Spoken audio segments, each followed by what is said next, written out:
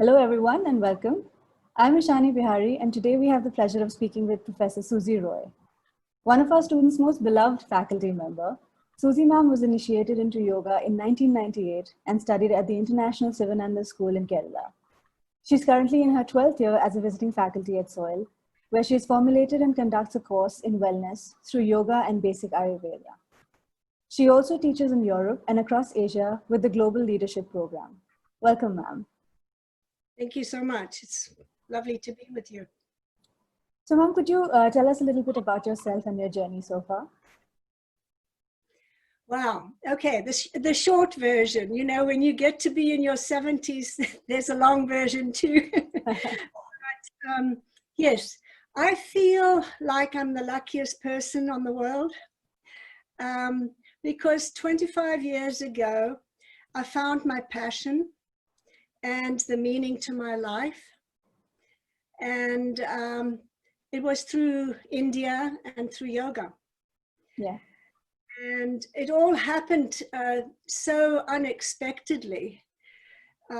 We were, you know, living in the US, and all of a sudden my husband decided he wanted to abandon everything and be a volunteer doctor in India. Now at that time, India was the last place on earth I wanted to go to. And I thought my life had come to an end because we had to sell up everything so that we could be volunteers. Everything we'd worked for in our life in South Africa and everything in America. I could never in my wildest dreams imagined myself in the situation that I am today and the great blessings that this path has given me. So one never knows. Absolutely. You know, to be in the possession of, especially the last 12 years with SOIL, to be sharing my love and appreciation of yoga and basic Ayurveda and lifestyle with Indian students. I mean, it's too crazy for words, really. But here I am and loving every minute of it. So, yeah, and, you know, through that, I've been teaching all over the world, because when I started teaching in Delhi, most of the students at that time were foreign nationals from all different countries, from the embassies and so on. Yeah, so literally, that's how it all, you know, is happening with me right now. Wonderful. And what does yoga mean to you? Yoga means balance. It means happiness.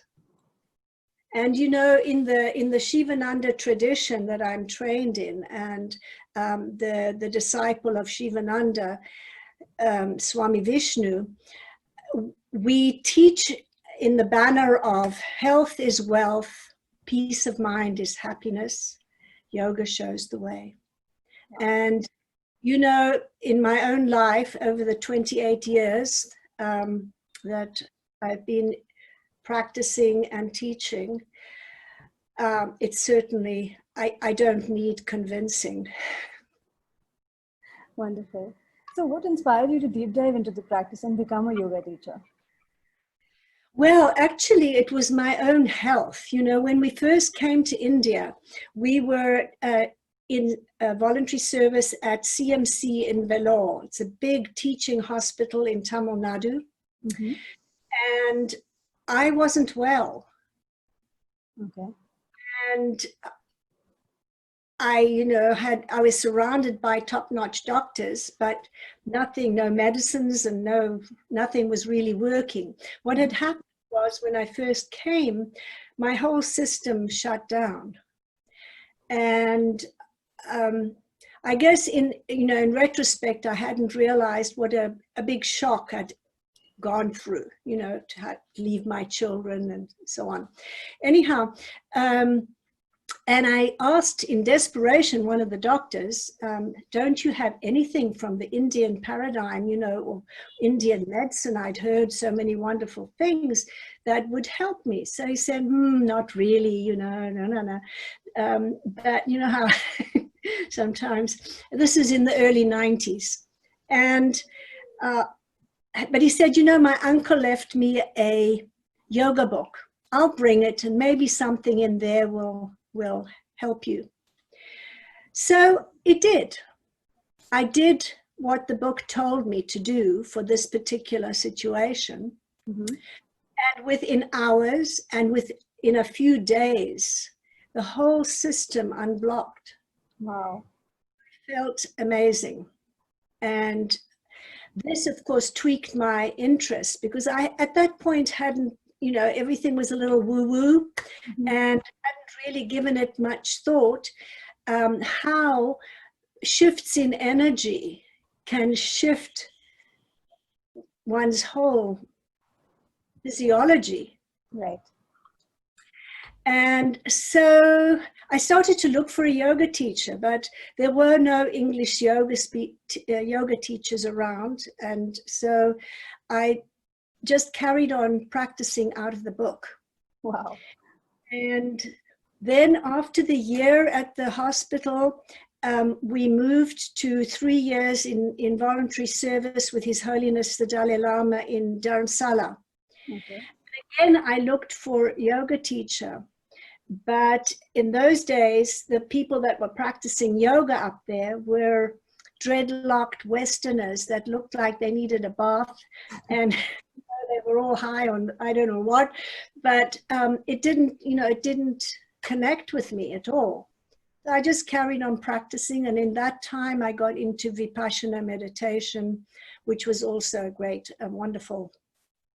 And it wasn't until I got to Delhi when suddenly my husband decided, instead of going back to America, we were now going to live with 2 backpacks in Delhi, because what had happened, he had met the founder of Soil, Anil Sachdev, and at that time he was with Aisha, mm-hmm. and they decided to collaborate on hospital consulting. And there I was in Delhi in the middle of summer, wondering what next, you know. And lo and behold, in my mind, I had said, now maybe I'll find a yoga teacher. And I did. I walked into the market and I was photocopying something. The man behind the photo machine said, "You're looking for a yoga teacher, aren't you?" Just like that. I thought I was faint. Anyhow, I found my teacher, and he was teaching in the Kali temple in Chittaranjan Park. Mm-hmm. And I started going to classes. They were all in Hindi, which I don't till this day speak. I mean, I have a running understanding, but anyhow, and from that, one thing led to another. My interest in yoga developed. This teacher was in his 80s, and he was as fit as a fiddle. Wow.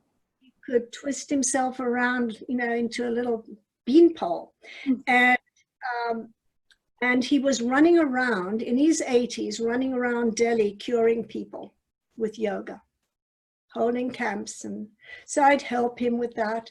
And then I found my way to the Shivananda Center in east of Kailash. And so I started going for classes there. And then the next thing I knew, I was having a retreat with a ashram, with the Shivananda ashram in Netala near Uttarkashi. Mm-hmm. And then when I came back from that, they suggested I go to teacher training. And I said, ha, ha, ha, you know, I can't even stand on my head. You must be joking. I said, no, just go for the experience. So I went with no, didn't even dream about teaching. You know, me teach in India? No.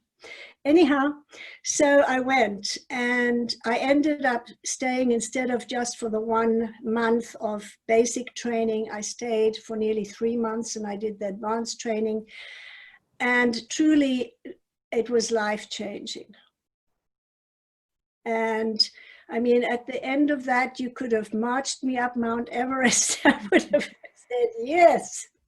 It was truly remarkable how when the body is purified and you're in a environment like that, and practicing, it was truly wonderful. So and then I came back and I had no intention of teaching, and I get a phone call. It was like, come on, you got to do this.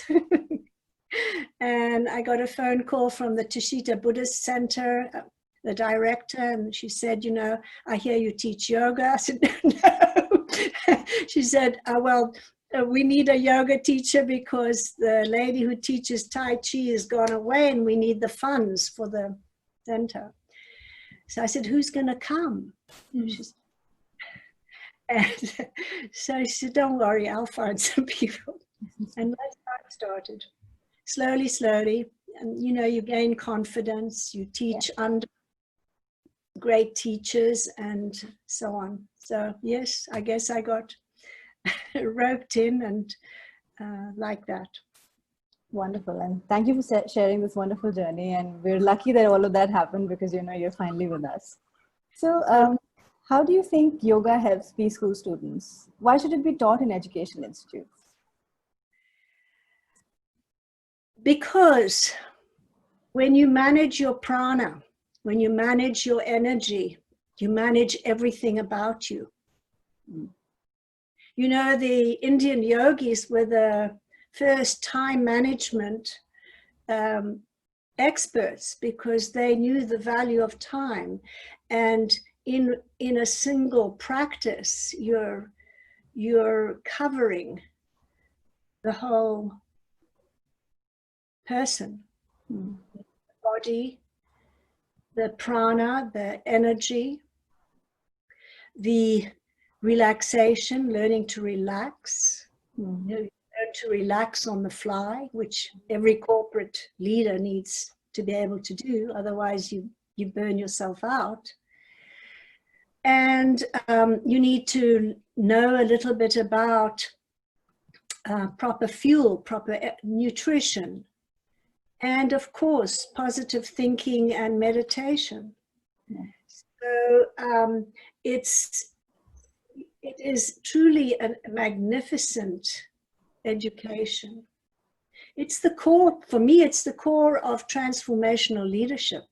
Yeah. You have to be able to lead yourself before you can lead others.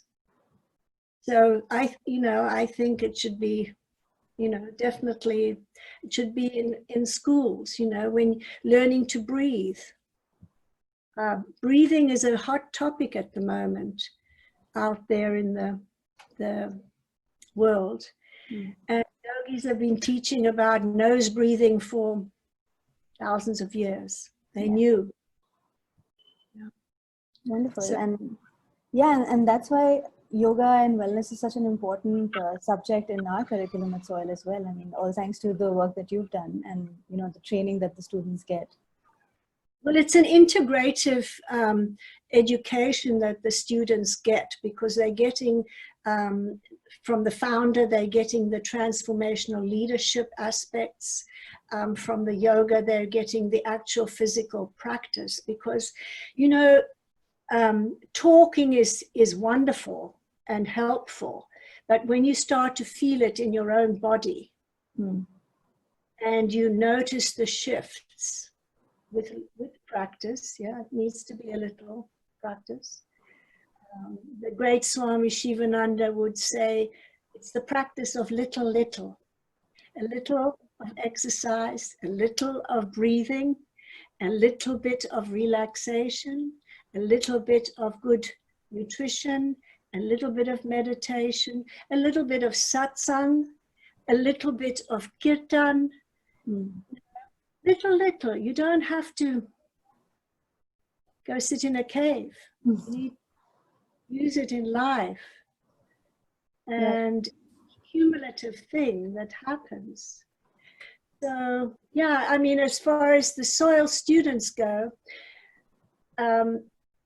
it's been an absolute delight to be part of their journey. And, you know, I'm still in touch with some, you know, students from each of the batches.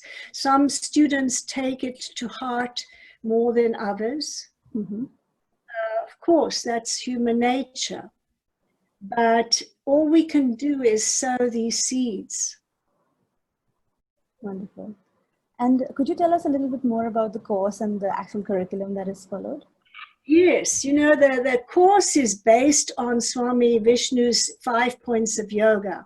Mm-hmm. Proper exercise, which is, of course, asana, postures, because they work very specifically. Sport is wonderful, and I love sport, but you can't target the internal organs and the glands and the energy centers the way you do in yoga practice. Yeah, so proper exercise as a detoxification, as an energizer, etc., strengthener, proper breathing, pranayama, managing the prana, a proper relaxation, which, you know, means physical relaxation, mental relaxation, and spiritual relaxation. So it's not just a diversion of attention, you know, throw yourself in front of the TV and relax. It's a very profound practice. And then, of course, knowing what kind of fuel to put into your body, proper nutrition. Mm-hmm. And then the purification and quietening of meditation. And of course, all that builds the positive mental state, the happiness, and you start connecting with who you really are. Wow. Anyhow, so that's the basis of the course. And along into that is integrated other ways of shifting the energy. We do laughter yoga, we do dance yoga, we do, let's see, what else do we do? And then the portion of so very traditional, basic yogic background. And then we also use a book that one of my teachers wrote. It's called Chup Sadhana, the practice of silence, because all this will help. Unless we know where the switch off button is, you know, this little monkey up here just goes yada, yada, yada, yada all the time. And so learning how to manage even the big upheavals in our life, you know, it doesn't mean they go away. Yeah. So, like that. So the course, you know, and usually it's over about 4 weeks per group. And in that time, because we practice every day, there's another wonderful thing Swami Shivananda left us with. He said, he was a medical doctor as well. He said, an ounce of practice is worth tons of theory. So practice, even a little, has profound effect. We practice every day. Wonderful. And this theory of little, I think it's so important for us to observe and to practice, because I mean, it's a crazy, hectic world that we live in. So I think this is really important. So what advice would you give to someone who's just starting out on their yoga journey? I'd say little. Wonderful. I would take Swami Shivananda's advice. Take it easy, enjoy it. Yeah. Don't make it into a big production. Yeah. A little. Move your body, move your breath, and learn to relax. Yeah. Very important. Wonderful. Thank you so much for sharing all this wonderful knowledge. I had a lovely conversation, and I hope that the people who are watching also learned a lot. So thank you so much for your time. My pleasure. I'm missing India terribly. We can't wait to have you here back. So let's pray for the best. Yes, ma'am. All right. Thank you. Thank you. It's a pleasure to be with you.